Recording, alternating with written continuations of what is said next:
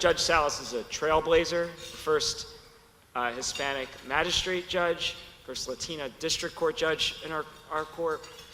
Her credentials speak for themselves, and I think you all know she is also, separate and apart from her tremendous professional career, we've been talking about gun violence all morning, has suffered an unimaginable tragedy 5 years ago. We in the entire state mourned alongside her.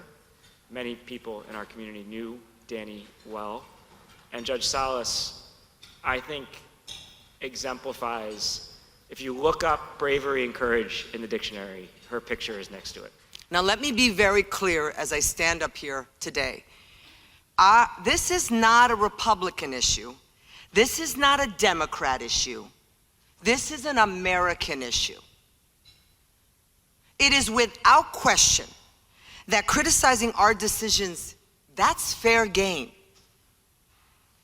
Such criticism and challenges are the hallmark of a healthy democracy. What's not fair game is when our leaders or people with power and influence accuse us of being partisan or corrupt without any bases.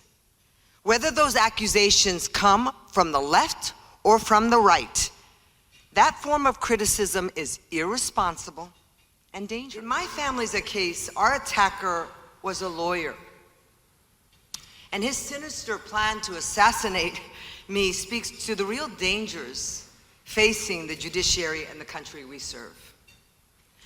On Sunday, July 19, 2020, a self-proclaimed anti-feminist lawyer, who I also believe was a racist, came to my house, and I wrote some words, but I actually want to speak from the heart and tell you a little bit about that day and the days that followed, because I think it speaks to where we are in terms of these attacks.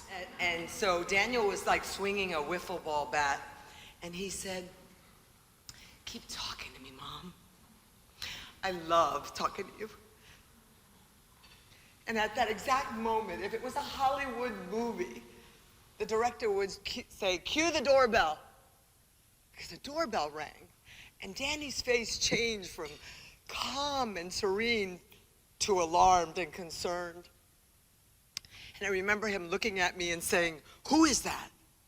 And I said, "No." And before I could say, "Don't go, Dad's up there," he bolted up those stairs to meet his fate. I was in the basement, I was cleaning, and the next thing I hear are these mini bombs going off. And I had never heard a gunshot before. And I just ran up the stairs, screaming, "What is happening?" And when I turned to the left, perpendicular to the door, there's my baby holding his chest, and my husband is dragging himself to the porch, just trying to get the license plate of the person who just rocked our world. When our leaders use the media or social platforms to spread misinformation, or worse yet, to use inflammatory insults to mischaracterize our rulings, they are inviting others to do us harm. Such dangerous behavior is playing Russian roulette with our lives and the lives of our loved ones.